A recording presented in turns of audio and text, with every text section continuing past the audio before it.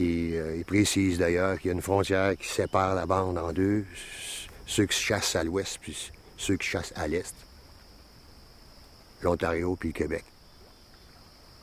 Là, il s'adresse à ceux de l'Ontario.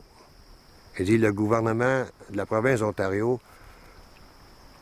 a vendu au gouvernement fédéral 35 000 carrés de territoire, à peu près 1 000 carrés par famille, pour une réserve pour vous autres. Si vous signez, si vous entendez, si vous signez, on va vous donner, vous aussi, 4 piastres par année. Puis une autre chose que le traité stipulait, que si jamais sur leur réserve, les compagnies forestières venaient ou s'ils trouvaient une mine, il sera compensé convenablement. 50 ans plus tard, cette petite clause-là prendra une grande importance.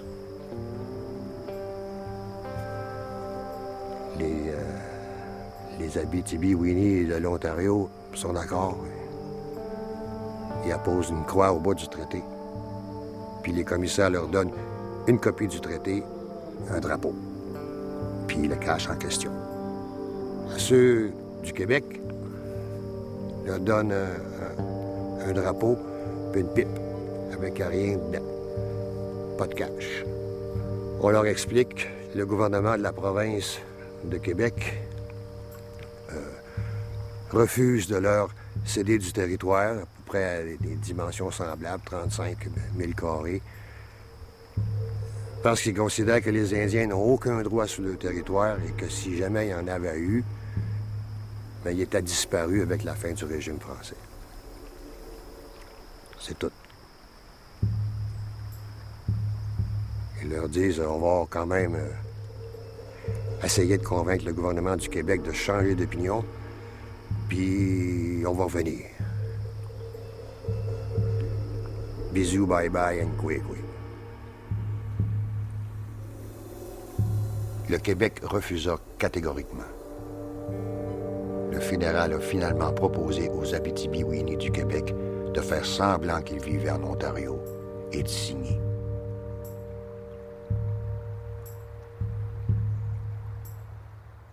Kigamini ko suunia, beise ko pupunta, pane ko tsekko maddesian. Kigamini ko kispyn, o se piutus on huomasen eikä. Hinagani uok. Kakkina ko tsekan nisna, vitsimani ugas ma bitti piga nisna, piga naguarin, ko dootsime taassamudan uoga ma bitti piga nisna. Kakkina tassi kiki hinagani uok. Is kiusi piutus uok tasu kimaag, ei kiinu, aga kohan nii kiusi piutus uok kimaag. Missä sauti kiinagani. Mitsi pitkä maji minagani, which anishina beni obek 1906 isinagona kitasson.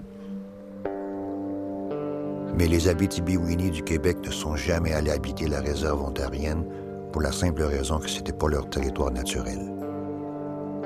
Et le gouvernement du Québec n'a jamais libéré d'espace pour les installer en quelque part.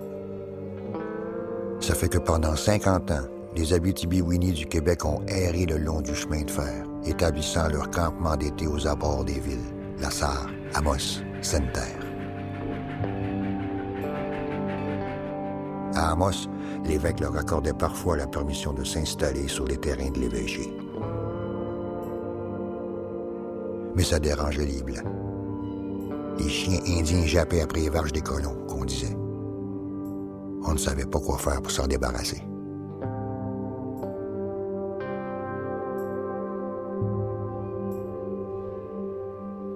Mikä on kun konoikin magabesis ja bitti bima jidea da shetta. Nogum da skakku nagajiga dego dia bitti bima jidea. Kakkini kieni ubeska organisna bega emos lasar lobos not sa gibi bai ubeska ogna. Hoge gon nisna beoki nagajiga de bitti bi. Kega bitti da skieni uneniga de da shoge da gogino huma eta algonkin Anishinaabe, gidiu ayamuards Anishinaabe kini.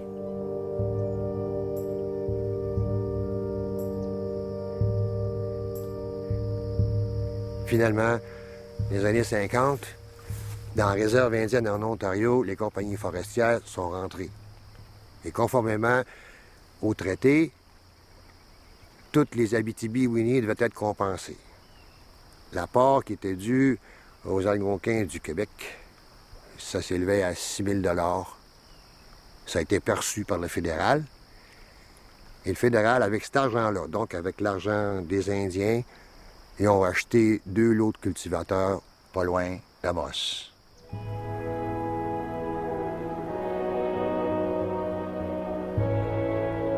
C'est donc ici, à Picogan, à 100 km du lac Abitibi, qu'on les a installés.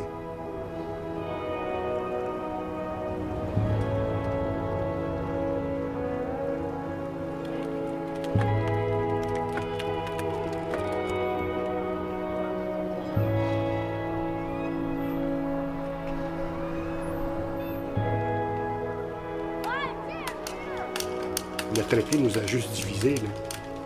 Le Québec, il voulait protéger son territoire. Là. Fait qu'il nous a complètement ignorés. Et aujourd'hui, on n'est pas propriétaire des terrains.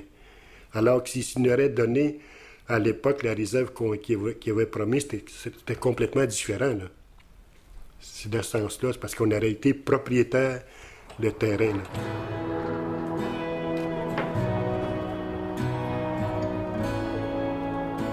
That's a nice Jeep. You bought it with all the $4 you received?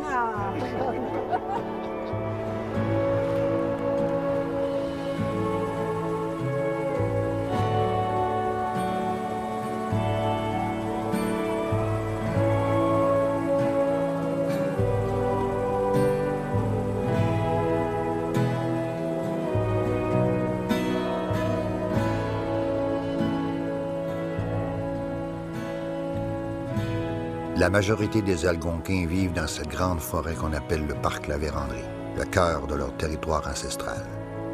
Une des dernières grandes forêts naturelles du monde. Elle est belle, mais sa biologie est assez pauvre. Pour une même surface, il y a 10 fois moins de plantes ou de bébites qu'au Costa Rica. L'hiver occupe la moitié du temps. Néanmoins, les Algonquins ont pu maintenir leur mode de vie jusqu'au début des années 1900. Cet équilibre délicat entre l'humain et son milieu allait être bouleversé par l'invasion des compagnies forestières. Au début des années 1900, on a vu dans la région jusqu'à 5000 bûcherons qu'on devra nourrir à même le garde-manger naturel des Algonquins. S'en est suivi l'arrivée massive de chasseurs, de trappeurs et de pêcheurs blancs. Les Algonquins ont failli disparaître à cette époque de famine et de maladie.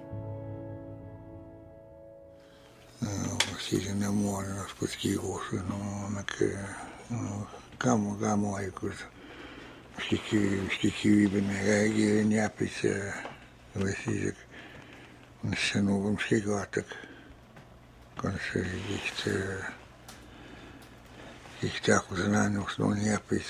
Ну, много, колко суеди мацека и биго бежгаде ки ми магно яни ека куби мане како зен. Ано ина пинен. Des forêts entières ont pris le chemin des rivières, seule façon de transporter le bois. Et pour que le bois circule bien, qu'il ne s'accroche pas partout, on construisait des barrages pour régulariser les cours d'eau. Des barrages de rétention.